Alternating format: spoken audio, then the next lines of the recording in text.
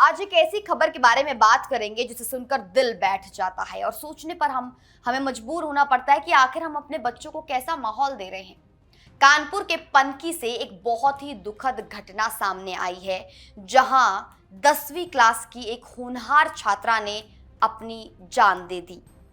सबसे हैरानी की जो बात है वो ये है कि इस बच्ची ने मौत से ठीक एक दिन पहले उसका सीबीएसई बोर्ड परीक्षा का रिजल्ट आया था और उसे 92% जैसे शानदार नंबर भी उसने हासिल किए थे। मृतक छात्रा का नाम वैशाली सिंह था, जिसकी उम्र महज 16 वर्ष थी। वैशाली अपने भाई और मां के साथ रहती थी। 2 साल पहले पिता का साया सिर से उठ जाने के बाद मां एक कपड़े के शोरूम में काम करके घर चला रही थी। वैशाली पढ़ने में बहुत अच्छी थी और उसने 92% नंबर लाकर अपनी काबिलियत भी साबित की, लेकिन शायद उसके अंदर का मानसिक बोझ इन नंबरों से कई ज्यादा भारी था। सुसाइड करने से पहले उसने अपने दोस्तों को एक वॉइस रिकॉर्डिंग भेजी थी, जिसमें उसने बड़े ही दर्द के साथ कहा, अब मुझसे जिया नहीं जा रहा, मैं एक जिंदा लाश बनकर रह गई हूं। अब सवाल ये उठता है कि इतने अच्छे नंबर आने के बाद भी एक बच्ची ऐसा कदम क्यों उठाएगी। इस मामले में वैशाली के भाई ने स्कूल के कुछ शिक्षकों पर बहुत ही गंभीर आरोप लगाए हैं। भाई का कहना है कि स्कूल के कुछ टीचर वैशाली को अक्सर ताने मारते थे। दरअसल वैशाली का भाई भी उसी स्कूल में पढ़ता था, लेकिन 11वीं में नंबर कम आने की वजह से उसने स्कूल छोड़ दिया था।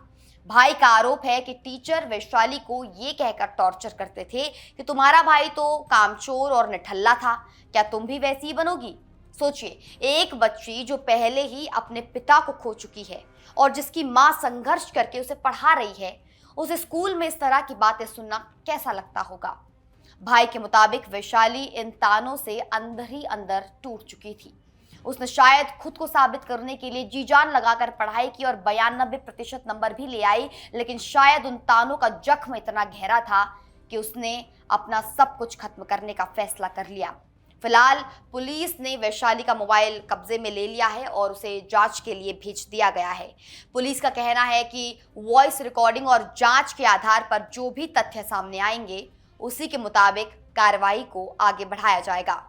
दोस्तों, ये घटना हमें यही हम सब के लिए एक बहुत बड़ी चेतावनी है।